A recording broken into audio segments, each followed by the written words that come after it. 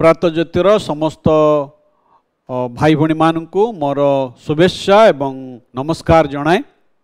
आपण मानकु अशेष अशेष धन्यवाद कारण आपण माने नियमित भाव में आम मानकर ए कार्यक्रम को देखुचंती। मु आपण मानकु अनुरोध करी दयाकरी आपणकर बंधु मानक मध्य ए कार्यक्रम देखिबा निमंते उत्साहित करंतु, सेमानक सहित ए लिंक को शेयर करंतु जेपरि सेमाने मध्य ईश्वरंकर आशीर्वादर अधिकारी हेबाक परिबे। आ गोटे कथा कहवाई चाहे, जदि ये कार्यक्रम जहाँ आपण मैंने देखुंत कार्यक्रम संबंध में जदि आपण मानकर कौन प्रश्न कौन सन्देह थाए ता को जनातु। जदि आपणकर कौन प्रार्थना अनुरोध मध्य थाए ता आम को जनातु, आम मैंने आपण निमंते प्रार्थना करिबु।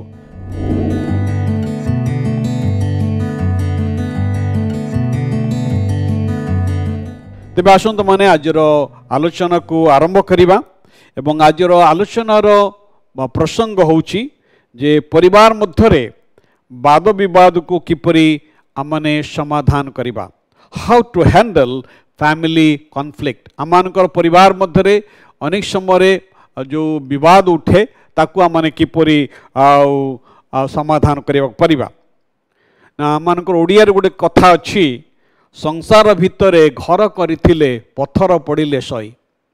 ए जगत रे जेहेतु आम अच्छु ए जगत रे कौन सी विषय सिद्धा नुहे, कौन सी परिवार सिद्ध नुहंती, कौन सी पितामाता सिद्ध नुहंती, कौन सी पुत्र कन्या सिद्ध नुहंती। तेणु ए संसार मध्य अनेक प्रकार वाद विवाद देखा जाय थाए। परिवार मध्य जो वाद विवाद कथा उठे ता हुए तो ए प्रकार ही थाए जे कौन सी विषय रे असहमति, जुक्ति तर्क बा भिन्न भिन्न विश्वास मत बा आचरण बा मूल्यबोध ओपिनियन से सबरे असहमति प्रकाश करिबा वाद विवादर सूत्र ही थाए। पारिवारिक जो कंदल, पारिवारिक जो विवाद ता एक प्रकार नुहे, समान स्तर नुहे। बेले बेले गोटे गोटे विवाद छोट विवाद, गोटे गोटे विवाद बहुत बड़ विवाद, छोट विवाद गुड़िक बड़ विवाद आड़ को आम को कड़े नहीं थाए। अनेक समय बाप एवं पुओ मध्यरे बा स्वामी एवं स्त्री मध्यरे, पुओ एवं माँ मध्यरे किंबा सासु एवं बोऊ मध्यरे ए प्रकार ही थाए। पृथ्वी रे कौनसी परिवार नहीं जो परिवार मध्यरे वाद विवाद नहीं। सब परिवार किछि ना किछि अछि, किंतु आमर परिवार मध्यरे आमे किपरि आमानकर वाद विवाद को आमने संभाली परिबा, किपरि तार समाधान करिया परिबा। आमे आजी शास्त्र किछि कथा देखिबा जहा कि आमानकर पारिवारिक विवाद को आमने किपरि समाधान करिया परिबा। कारण विवाद जदि अछि, जदि प्रश्न अछि उत्तर अछि, जदि विवाद अछि समाधान अछि, आउ समाधान न हेले परिवार या संपर्क को नष्ट कर दिए, परिवार को ताहा भांगी पकई थाए। भिन्न भिन्न मूल्यबोध दृष्टिभंगी भाव प्रवणता भाव में आमने बढ़ी थाउ एवं यार प्रभाव रे आमे आसी थाउ। एबे देखिबा आमने शास्त्र अनुसार आमे किपरि आमानकर पारिवारिक जीवन रो विवाद को आमने समाधान करि पारिबा। प्रथम कथा जदि याकु जदि समाधान करिबा पे चाहंती ताहले या स्वीकार करिबा जे वाद विवाद एक साधारण विषय अटे। परिवार मध्यरे परिवार रे जो समस्त घटना घटुची ता साधारण घटना अटे। जो परिवार रे समानकर पारिवारिक विवाद रही ताकू जदि समाने समाधान करती सेमाने परस्पर को दृढ़तार सहित प्रेम करि थांती। परिवार मध्यरे भिन्न भिन्न मत अछि, से वास्तवता को आमान को ग्रहण करिबा हबो। द्वितीय रे परस्पर को शुणिबा द्वारा, परस्पर को शुणिबा को शिक्षा करिबा द्वारा अनेक समय परिवार कौन हुए ना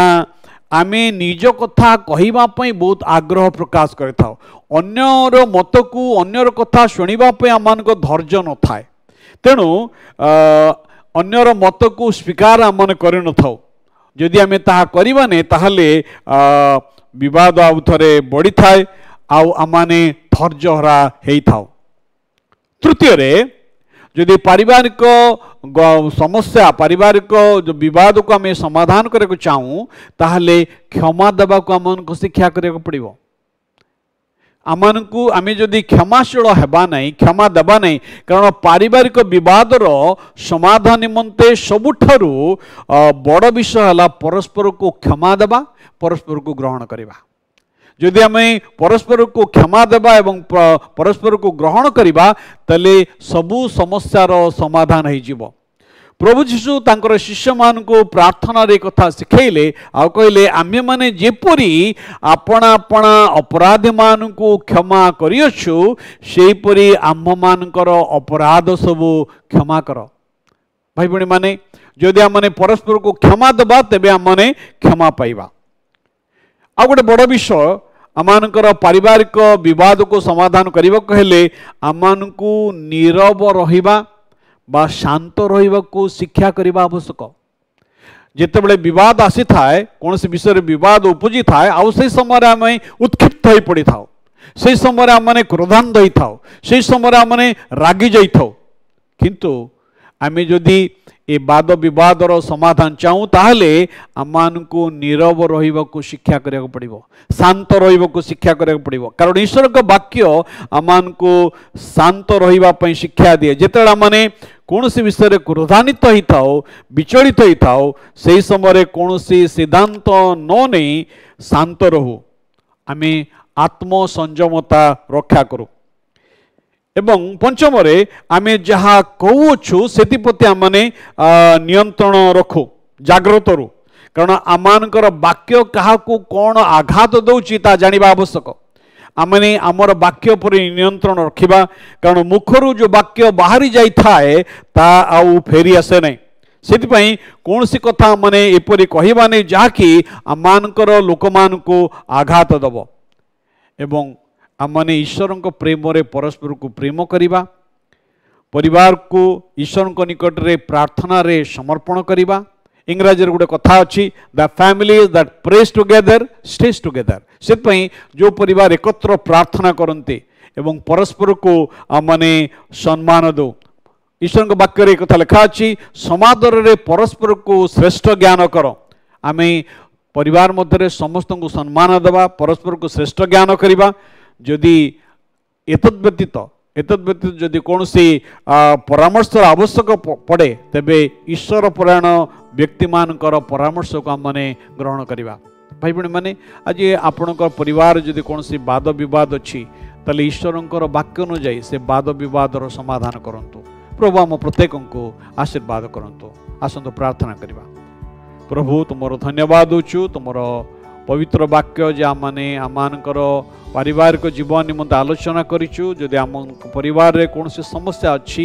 कौन सी विवाद अच्छी तार समाधान तुम पाखरे अच्छी प्रभु आमान को नम्रतार सहित ता ग्रहण करबा पई सहाय्य कर ए प्रार्थना यीशु नाम रे उत्सर्ग करूछु